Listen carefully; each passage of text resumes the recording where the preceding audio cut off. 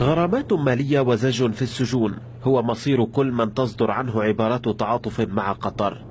لم يكفي الحكومة السعودية والإمارات والبحرين حصار الشقيقة قطر، فهددوا المواطنين الذين يستنكرون قطع العلاقات مع الدوحة. الحملة القاسية التي يقودها أشقاء الدم واللغة أكسبت قطر القلوب، كل في ميدانه.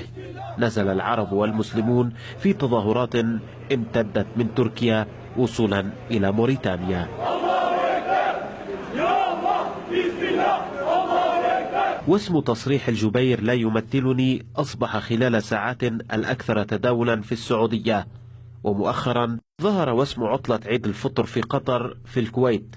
وصل الوسم إلى لائحة الأكثر تداولا في البلاد وكذلك في دولة قطر، إذ شجع المغردون على تمضية عطلة عيد الفطر في قطر دعما لها في وجه الحملة التي تحتزم حصارها.